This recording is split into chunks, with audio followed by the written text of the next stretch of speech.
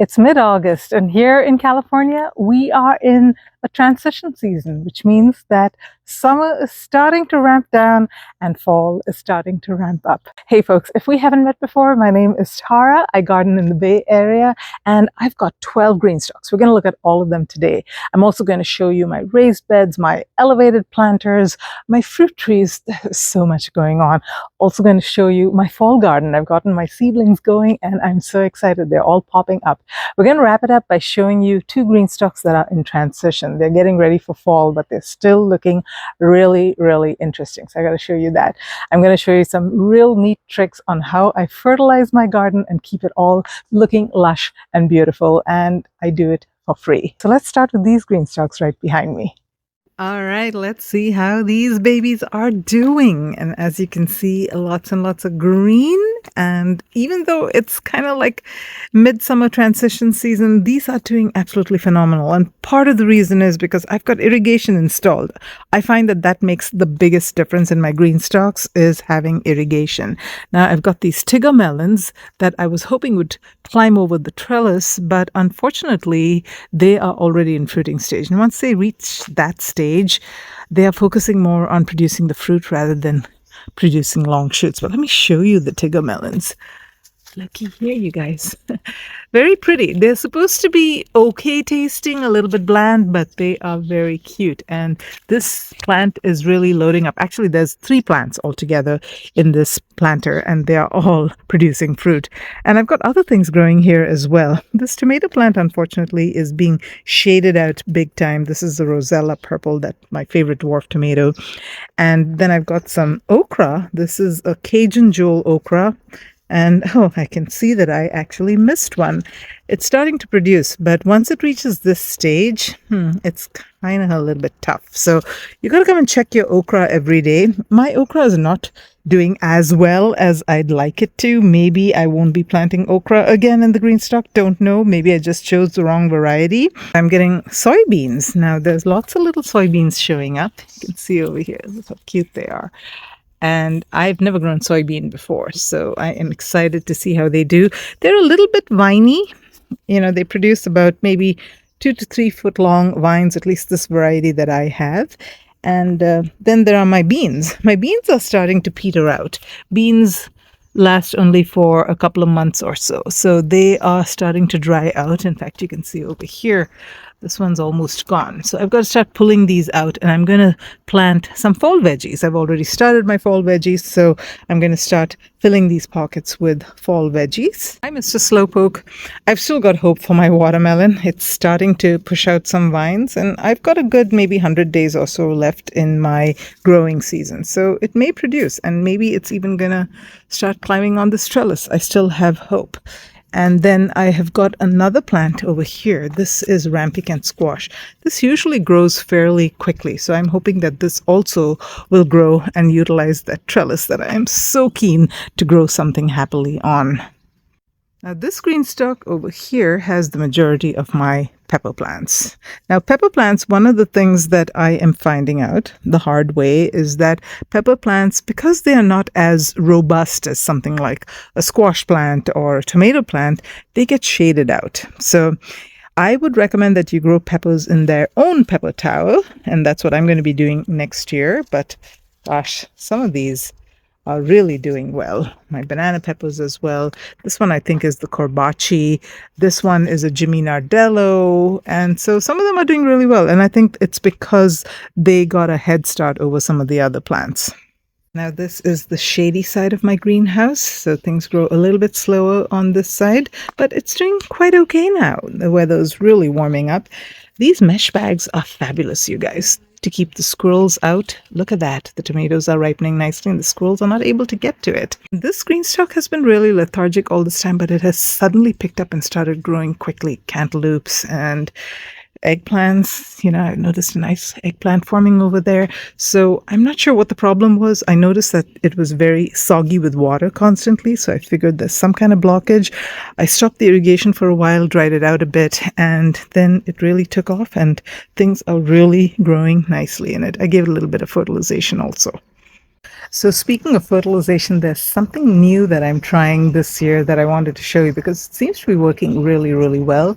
My green stalks and things are thriving with that method. So let me show you. Don't judge me. It's a little bit icky. So yeah, just check it out for what it's worth and leave in the comments below what you think about my method. So while we head out for me to show you my secret fertilization trick, I want to let you know that I've actually got an entire playlist on all things Greenstalk. I've got it curated in order so that you can start with the first one and go all the way down. And it is especially helpful, I think, for a newish Greenstalk owner. It's all that I've learned over the 4 years that I've owned these Greenstalks. So tons of tips and tricks. And also, by the way, I am a Greenstalk affiliate. So if you do get a chance to use my link and my code GREENLOVE10 to get $10 off, I sure would appreciate it. Thank you so much. Okay, so we have to glove up for this because it's kind of messy business, actually kind of smelly business. Because basically what I'm doing is I am gathering leaves from all over my garden, clippings, yard clippings, whatever, you have, and I'm going to be using that to create my fertilizer.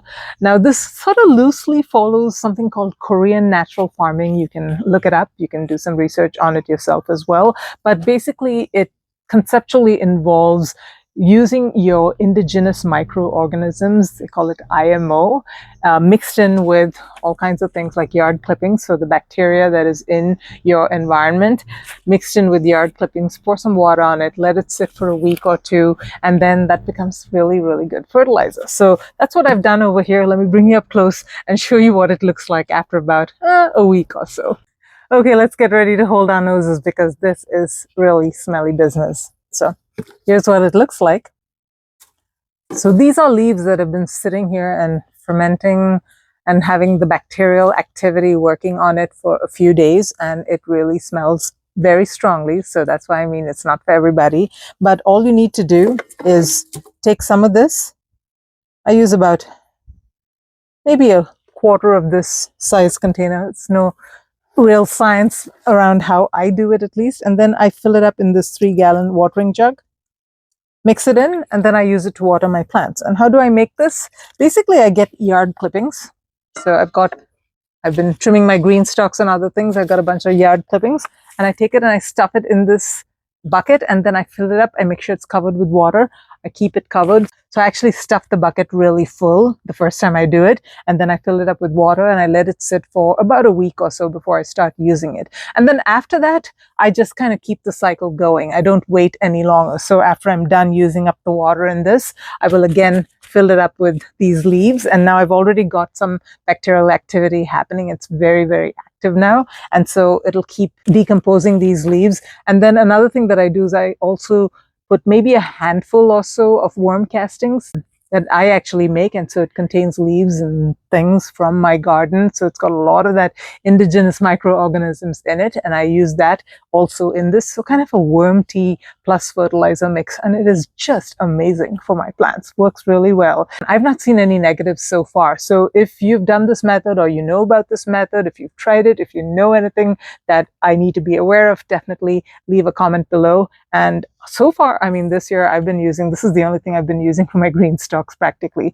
Maybe once in a while I gave it some fish emulsion, but I'll tell you, fish emulsion smells far worse than this, at least for me. So I'd rather not use that. I'd rather use something like this, and I just keep the cycle going, and I know exactly what's in this as well. And I know it's kind of sustainable because I'm using stuff from my garden and I'm just cycling all the materials through. So yeah, all right, let's go back to the rest of the garden tour and let me know again in the comments if you've got any thoughts about this fertilization method or if you want to try it. So here are my yellow green stalks. Now, some of you who are following my channel, you know that I recently did a soil experiment between these two. I put Miracle Grow in this one and a DIY mix in this. And this one kind of failed. A lot of plants died because I had used very hot manure instead of my usual homemade compost. But I have since restored it with plants and things, and I have kind of dug out the soil and refreshed it with some better soil, and I'm hoping that these are all going to grow up now and be happy. Speaking of happy, the zinnias are pretty happy on the top shelf over here, and on this side, the Miracle Grow side, everything is growing really, really nicely. Now, I'll tell you guys, I am not too crazy about these leggy zinnias. I'm calling them leggy, but this actually is how they look naturally. These are large zinnias. I should have planted some kind of dwarf zinnia, but I decided to do an experiment and see whether I could clip the flowers and things and keep the plant nice and bushy and small. But turns out that they like to have these long stems, which are great for vases, but not great for the Greenstalk. So yeah, I think this experiment overall, lots of great learnings. Of course, one learning was that Miracle Grow, the premium potting mix that you get at Costco, is not really all that bad. Now, you may have a problem with the company itself, and definitely that's up to you to make your choices. But as far as the soil itself goes, it's okay. It's okay for flowers. Now, a lot of people say, well, maybe flowers, but, the vegetables are going to do horrible. So I'm going to do an experiment to see whether vegetables really do horrible. But my DIY mix is actually coming along. I think the hot manure has sort of cooled off a little, and I've been replacing some of the soil. So let's see how this does. It's looking actually kind of nice. Look at those marigolds. Marigolds grow so well in my garden. I love marigolds. So I wanted to show you this little window box as well. This is coming along quite nicely. It's going to look even prettier once all these zinnia plants start to bloom. But I'm getting some pretty colors, some maroons, some mazurka. I think this is called a mazurkia. It's named after some kind of Polish dance in triple time. And I've got snapdragons and, one more maroon zinnia. Calendulas don't do that great at this time of year, but they will come back. They're perennials. They come back year over year. So this is looking really nice. I like the pop of red color that this bloodleaf gives it. Another perennial that grows quite nicely and quite easily that's related to the amaranth plant. But overall, this plant is doing well, and this is in my DIY mix that did not have the hot manure in it. So that's why they're doing well. And I'll put a link to my DIY mix. I'm actually really proud of it, and things grow really well in the Greenstalk particularly, or any container in that mix. So I'll put a link to that. The blueberry Greenstalk that I planted up just like maybe 10 days ago is growing really nicely. Now, I was very nervous about this one because after the experiment disaster with the soil of my DIY mix, I decided I'm going to give it another shot. I'm going to actually use my real DIY mix with my homemade compost and see how it does. And happy to report, guys, everything is doing really well. In fact, I'm even getting some little snapdragon flames. I think this is what this is called. Blooms. And yeah, let me spin this around. Okay, so this one is on the mover. It's not on the spinner. And I'm finding that the mover is just a little more awkward to move for obvious reasons. It's a mover, not a spinner. But yeah, I can't do it with one hand like I do with the ultimate spinner. So it does move really well though, especially if you've got irregular surfaces. So if you're trying to make a choice between the mover and the spinner, think if you're moving it around a lot, maybe you want to consider getting the mover. But if you're spinning it a lot, which I'd like to do for all my Greenstalks, then yeah, get the spinner. That is so much easier. Let me show you. Yeah, so this over here, literally, I can spin it with one finger. Wow, it's kind of fun. Okay, I have to show you guys something funny here. So my dragon fruit plant, this is about 3 years old. It's a self-sterile variety, unfortunately. I think it's physical graffiti. It will not pollinate itself. It needs something else to pollinate it. So I've got 2 more varieties, but these are very, very young. I planted them only in I think September of last year. So not even a year old. And eventually those maybe next year will flower and pollinate these. But what I wanted to show you guys is I've been pruning this thing, and I took the prunings and I threw it on the ground, and it was there for weeks. I didn't clean up, and eventually I started to see something. Let me get in here and show you. Some of the prunings started to produce buds. They were lying on the ground and producing buds. So I was like, okay, you guys want to grow. So I took it and I put it over here, and I'm going to be watering it regularly. And oh, look at that. Has it even started rooting? Oh my gosh, it started rooting. I gotta bury this back in here. But yeah, it's almost like the branch is already pre-programmed with the buds in it. And so chopping off the branch, even though there were no buds for sure when I chopped the branch off, they still came out. I don't even know whether these are going to open, but we'll see. It's going to be a fun experiment. My figs have started to ripen. This is my oldest fig tree. It's probably about 5 years old and it's got plenty of figs growing on it. I don't know what variety. Somebody gave it to me, but look at this gorgeous color. It is starting to soften up just a little bit. It can definitely use maybe another couple of days on the branch, but the squirrels are going to get to it before I do. So the best flavor of the fig is when you let it completely mature on the plant itself, and then when you break it, it kind of almost just falls off in your hand. But that's usually too late for me because the squirrels will get it. So I'll put a wire basket on it and hope for the best. But I've got lots of figs coming, so hopefully it's going to be a good season this year. So I brought this wire mesh bag and I was about to bag the fig and it decided to drop off. So you guys, that means it is ready for me. Let's taste it. Also, there's no milky white substance from the joint, so that means it's really ready to be eaten. Cheers.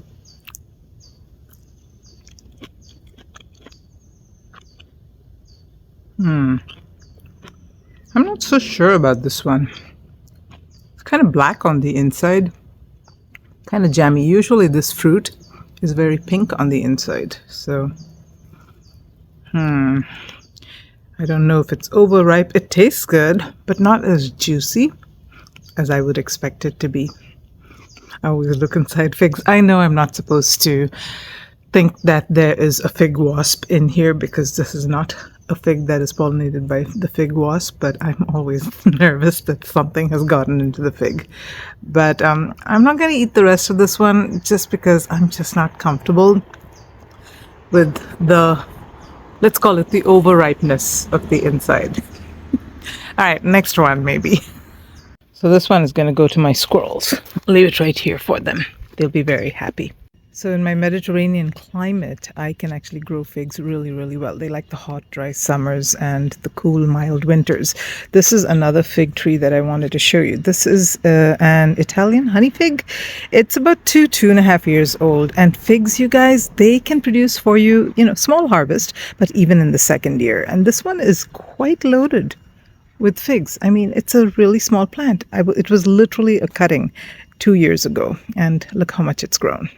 One more fun thing I wanted to share with you guys. This is my pomegranate tree. Now this tree, I gave it a nice hard prune last year.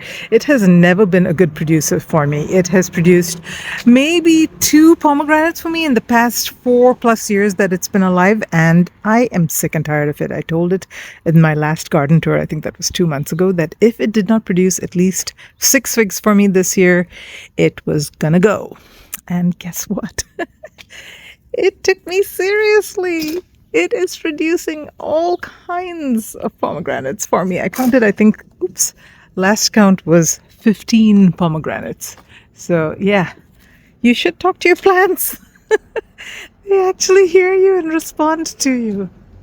This here is my fruit tree nursery. So this is where I've got some fruit trees that I've either started from cuttings or I'm just getting ready to get them in the ground, but I haven't quite decided where I'm going to put them. So they are all mostly in pots. For example, this blackjack fig, it's sitting in this 5-gallon pot. I've got some grapevines over here that are in little gallon pots.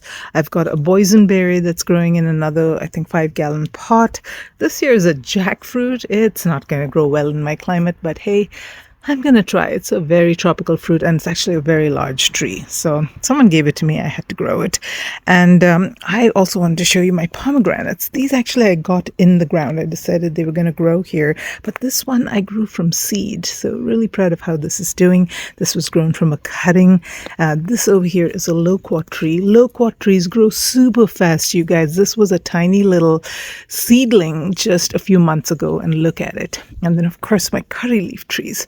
They're my pride and joy. They're growing, this one is growing in a 20-gallon pot, I think, and a cutting from this is rooted in ground over there, so I've got a backup plan as well. But what I wanted to tell you guys about was, if you have a potted tree or plant that you don't quite know where to put yet, put them in the ground and bury them. Now, I'm not going to lift this up for you, but there are lots of roots that have emerged from the holes at the bottom of this pot that will continue to feed the pot feed the plant and help it thrive, in spite of the fact that, say, you neglect to water it or something like that. It's always good to have them buried in soil, because the roots, the feeder roots, can seek out nutrients and water right below them. You can see all of these are buried in the soil, and I've been neglecting watering this, but it seems like it is surviving. Gotta really do something about that boysenberry bush. It is growing everywhere. Look at that.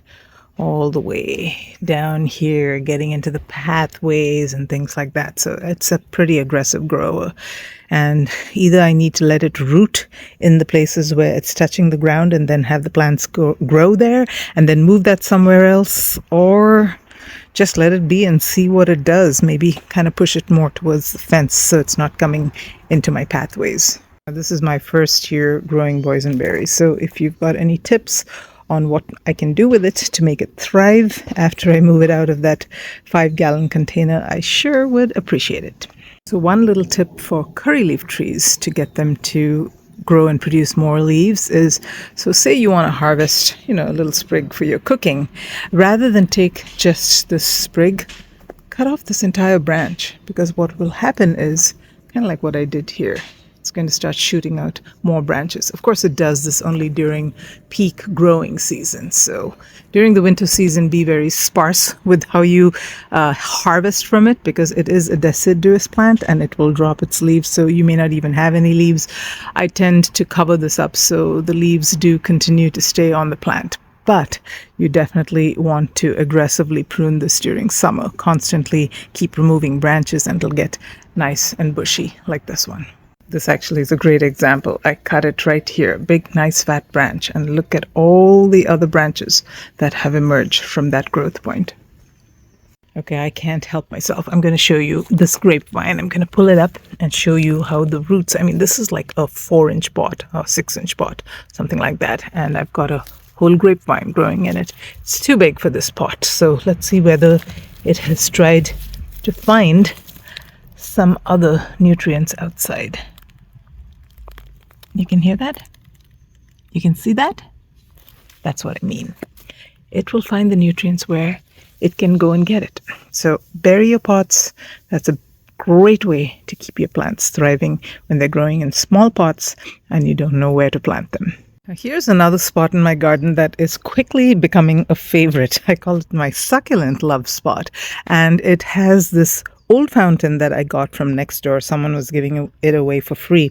Solid, I think it's concrete or something like that. But I used it as a fountain last year and it was just a pain because I've got these oak trees above it and they just keep dropping leaves constantly in the water. So it was just a maintenance nightmare. So this year I was like, I'm going to bring all my succulents out of the other side of my garden, which is too sunny, and put it over here in the shade of the oak tree. Let's put that oak tree to some work. And they're all growing really, really nicely. Another thing that I have put over here is cannas. So cannas, you guys, when I was a child, we always had cannas in my backyard. My mother absolutely loved them. And I've tried to grow them here in ground, just not successful at all. It's a tropical plant, needs a lot of water. So this year I put it in these pots. So right there, this large pot. I'm telling you, this has been about maybe a couple of months since some small little canna plants went in this pot. It's huge now. It's been blooming as well. You can see that one right there. But yeah, it is just growing and growing like crazy. Look at the size of these leaves, and the variegation in the leaves is just gorgeous. So I'm so happy that I'm finally able to grow canna. And another thing that I'm excited about, this is bird of paradise. Apparently bird of paradise also, kind of a tropical plant, needs lots of water. So this spot, I actually water quite a bit. You'd think succulents don't need that much water. Maybe they don't, but they actually thrive when you give them plenty of water. You can see how well all of these are doing. So this spot does get water. I hand water every day and everything is doing well as a result of it. Look at it. Woo. Brings me joy. Okay, let's spin around the corner here. I've got a nice, again, shady spot under this oak tree that I'm using now to start a lot of my fall veggies. These are seedling trays that I started maybe about 5-6 days ago. And a lot of them are sprouting. These actually were earlier. This is broccoli. But yeah, this was just about 5 or 6 days ago. Lettuce. I've got some dill that's starting to sprout. It's a random brassica, but dill is sprouting. I've got self-blanching cauliflower. I've got some cabbage. This is flat leaf Dutch, I think is what it's called. Kale, I used some old seeds and they're not sprouting. Let me get a few out of that. Oh well, I always over sow when I plant seeds that are kind of old, because one thing I find is that they take longer to sprout and then the germination rate is less. I can actually see a couple coming up, which is good. You know, 2 kale plants is better than no kale plants. And I've got some, what is this? Durgesh 41. This is a beautiful cauliflower, at least that a friend of mine grew. Such nice, beautiful white large heads. And I'm trying it out for the first time this year. And then I've got some beets. Now, beets are volunteering all over my garden. And beets actually do very well with transplanting. You'd think root vegetables, they don't, but they actually do. So I have dug them out. I'm growing them in this little bus tray here.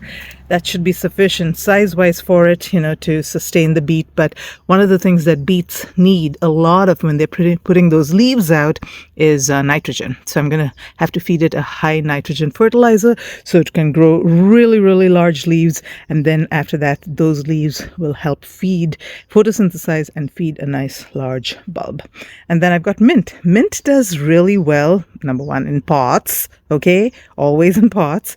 Mint does really well in the shade. Now this was drying out in the sun. It was practically nothing when I brought it over here. And now it's all getting nice and green and the leaves are getting nice and large. And so yeah, move your mint to the shade if you have a very hot sunny summer and they're getting fried. One thing I wanted to show you guys. Can you guess what these are from the shape of the leaves? Bring you up closer here. Yep, for those of you that are familiar, these are geraniums. Yes, geraniums. I am growing geraniums from seed. Aren't they absolutely adorable? This is called bullseye geranium. They're really expensive. They were like $10 for, I don't know, 10 or 15 seeds. And yeah, they're supposed to be really pretty foliage as well as gorgeous blooms. So I'm going to try and grow these. These are zonal geraniums, which are technically annuals, but I'm going to move them indoors so that they don't get any frosty nights. And hopefully I'll be able to get them through at least a couple of seasons. Now here's another favorite spot in my garden. This long planter made by my husband a couple of years ago was filled, believe this or not, guys, completely with oak leaves. I filled it up one fall. My son and I kind of stomped on it and really stuffed it with oak leaves. And this has been one of my best performing planters. I hardly use any fertilizer in this. Everything grows really, really well. This Rosella Purple, one of my favorite dwarf tomatoes of the year, is growing really, I guess it's reaching the end of its line right now, but it has produced probably the most tomatoes for me this year. So definitely going to be growing this every year if possible. And look at my Jimmy Nardellos, you guys. Have you grown Jimmy Nardellos before? They're one of my favorite sweet peppers. They kind of look hot, but they're actually sweet peppers. And they are delicious. And look at that lipstick red color. So pretty. And then another interesting pepper that I wanted to show you guys. This is called Ethiopian berry berry. See if I can get down here. You see that interesting color? It's like this brown color. It's actually a very tasty pepper. A little bit on the hot side, not too hot, but definitely a hot pepper. And it's got this beautiful brown color. Never seen peppers in a brown color. I always like these unique varieties. So, and then this tomato plant is another one of my favorites. It is called Sweet Aperitif. And I usually pluck off all my tomatoes, you guys, because I've got critters that come and eat everything. But this produces loads and loads of tomatoes, and they are like candy. One of my friends who gave them to me told me they taste like candy, and they really do. So Sweet Aperitif. If you're not growing that, try and get it on your list. And I've got some ancho peppers, some jalapenos, all kinds of good stuff. This one is Sugar Rush Peach. It turns a beautiful peach color when it's ready. So yeah, another one of my favorite planters. My tomato and tomatillo plants are out of control in this planter, but this particular tomatillo variety, or at least tomatillo-like variety, I wanted to show you. It's called Chupo de Malinalco, and it's a fruity variety. Let me get this ripe one, and I'll show you what it looks like. And you'll do a little taste test as well. You see that? Okay, it's getting a little rotten. It's a little overripe, but I'll eat this part. It's kind of sticky to touch, and it's a nice fruity flavor. Cheers again.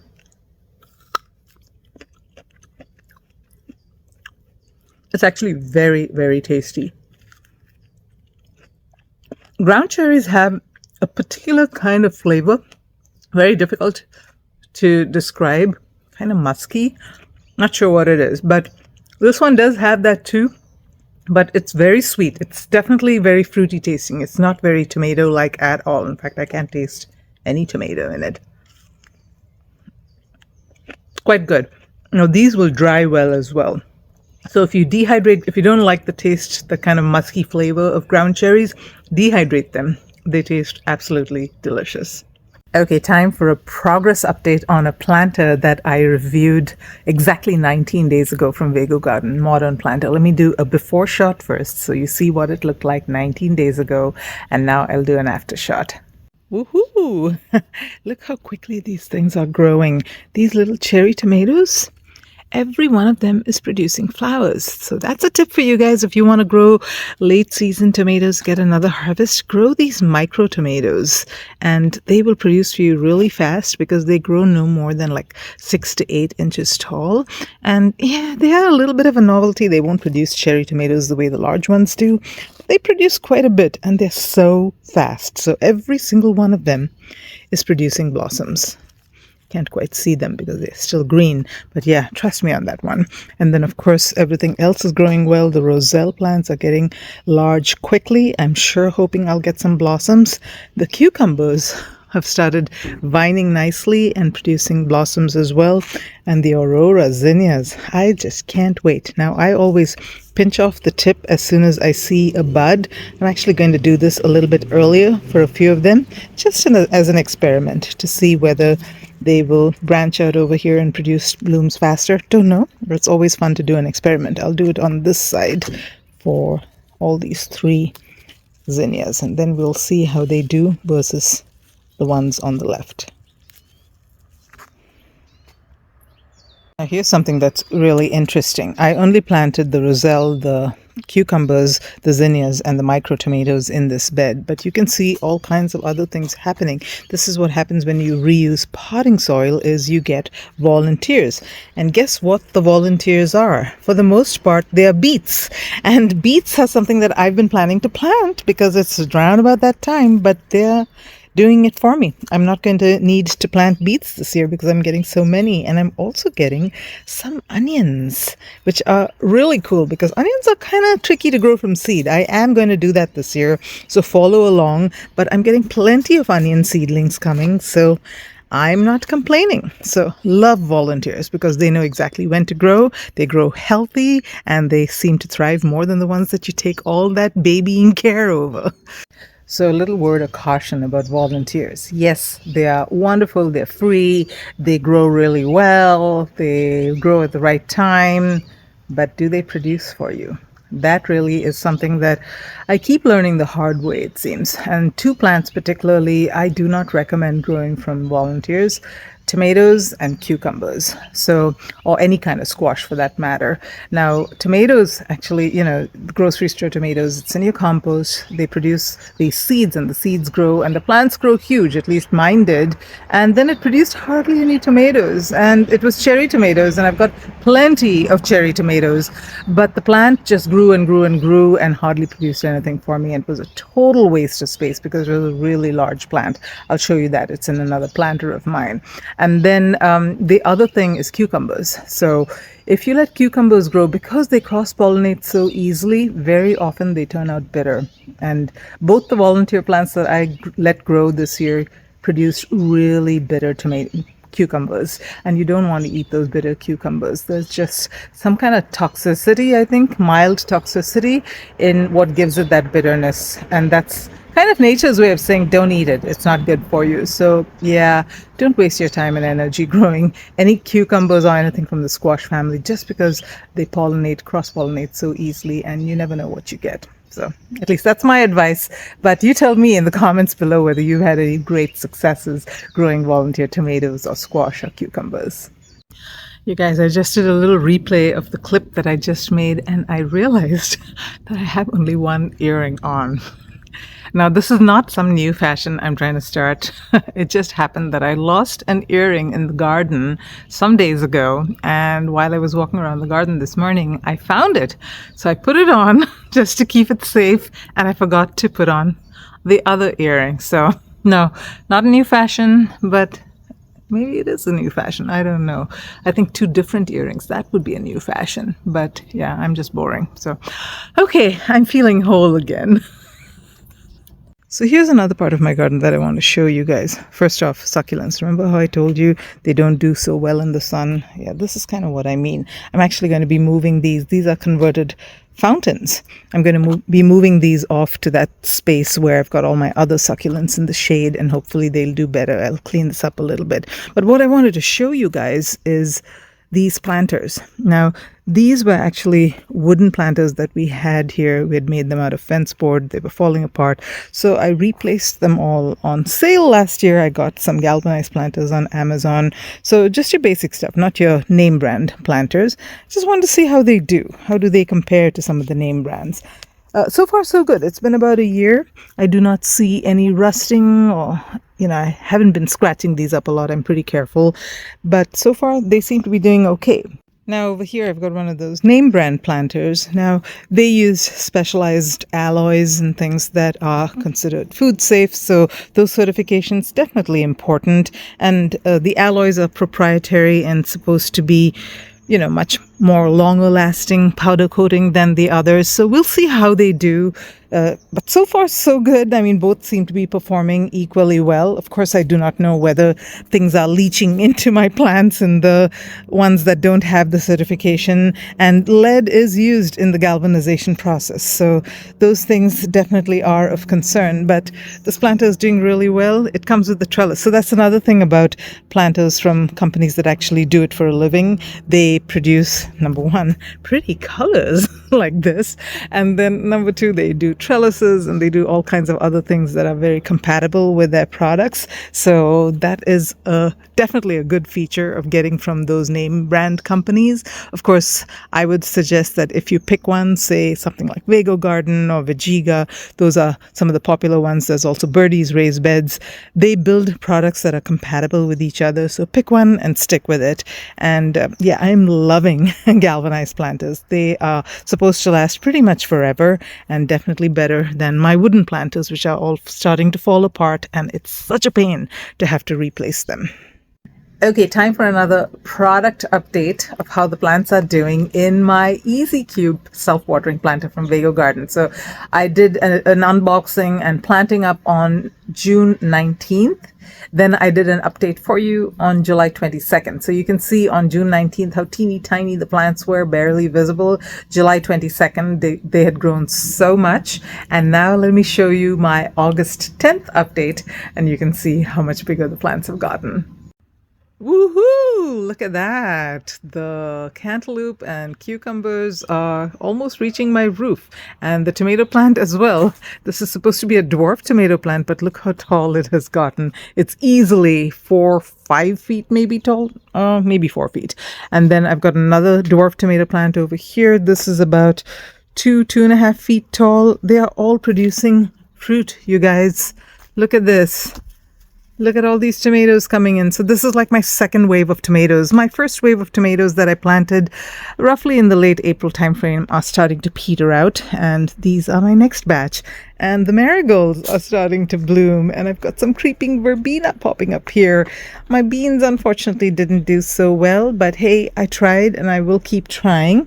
And let's see, what else do I have over here? I've got a second batch of beans that I've started growing. Something's been eating this, but overall this planter is doing absolutely fabulous, and I think it's a lot due to the 20-gallon tank that's underneath there that keeps it well watered during the heat of our summers.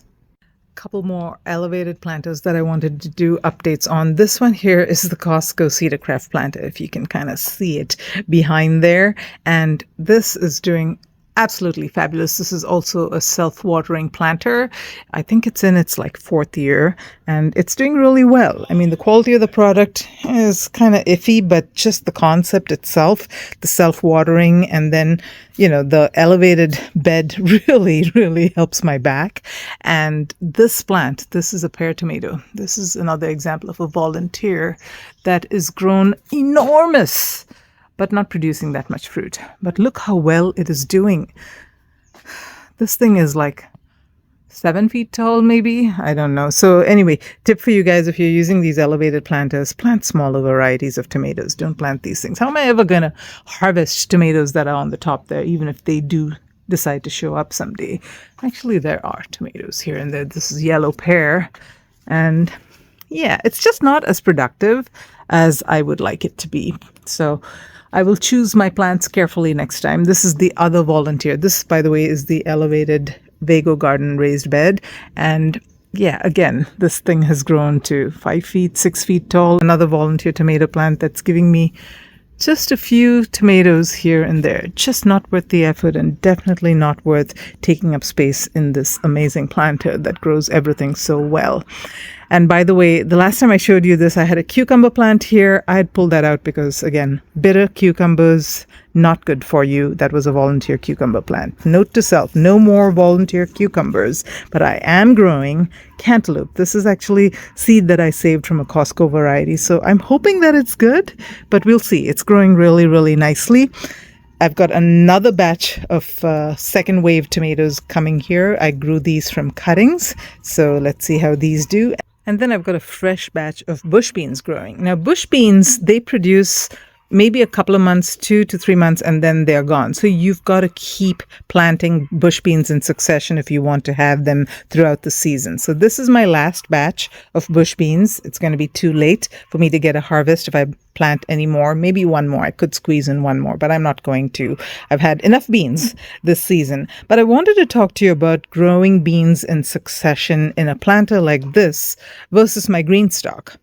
So while I absolutely love and adore my GreenStalks, this is one of the things that does not do so well, and that is succession planting. So these beans, the ones that I just showed you, it's the same one that I planted over here in the GreenStalk in succession on the same day, but you can see it's being shaded out completely. And it's very easy to get things to be shaded out in the GreenStalk, especially if you're planting in late summer where everything else is already growing. So, oh, look at that. Something's been eating on this one. So yeah, beans and things like that don't do well in succession in the GreenStalk, especially if you've got loads and loads of plants. So just something to keep in mind. Now, one thing that is doing well is my broccoli. So I planted a little broccoli seedling over here. Now it's a cool weather plant, so it is actually loving the shade. Now, is it growing as fast as it should? Maybe not, but the weather is too hot for it. And if I were to expose this to more sunshine, it would probably bolt. So I am happy that it's growing slowly and happily in the shade of this sweet alyssum. Okay, our last stop today is my raspberry GreenStalks. Now, just a little bit of context. I had actually set these GreenStalks up with an experiment in mind. I wanted to get a lot of perennial flowers going, things like geraniums and rudbeckias and snapdragons and gazania, and so a lot of those things, daisies, etc. And of course, a lot of them bloomed during spring. I put some beautiful videos out there of how gorgeous they looked, but they kind of tapered down. And now in the heat of summer, they don't have as many blooms anymore, but they are establishing nice, strong plants that I can now plant into my garden. So experiment, very successful. So let's take a look at how the GreenStalks are actually looking. All right, let's get a wide shot of them first. You can see lots of greens, but some colors in there as well. Let's take a look at this one. So these are very interesting flowers. I think these are called cherry brandy rudbeckias. They pretty much opened up in early summer and they have stayed looking like this all through summer. I mean, obviously they have dried out a little bit, but the colors, you guys, they are so gorgeous. One other very interesting flower that I'm growing this year in the GreenStalk that actually will do much better in ground is gazania. Look how pretty that is. It's kind of like a daisy-like flower. It closes up in the evening, but in the morning it looks just splendid.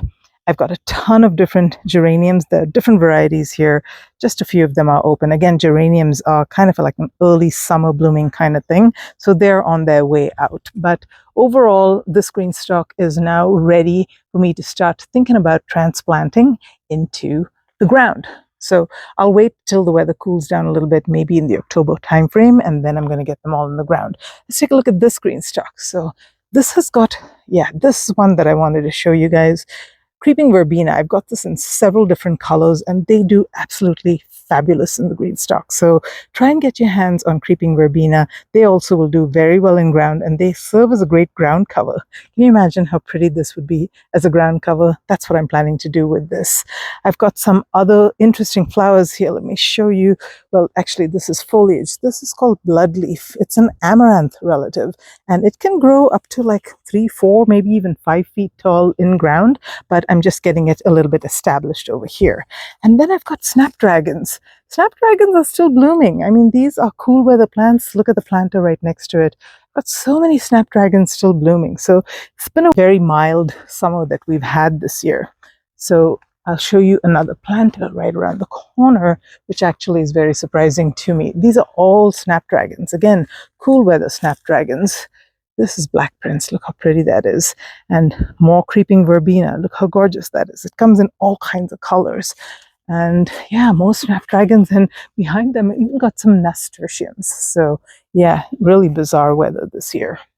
So folks, if you enjoy my content and if you enjoy my garden tours, my tips and tricks videos, etc., the best way to make sure that the videos keep showing up in your feed is to like this video, and even better, to comment on the video, because I love hearing from you, but it also tells the YouTube algorithm that you like videos like mine, and it'll also show you videos of other creators who create similar content on Greenstalks and other things. So be sure to hit that like button, and I hope you enjoyed the video. Comment below. I love hearing from you, and I will respond to every single comment, I promise you. Until next time, folks, live green and love your greens.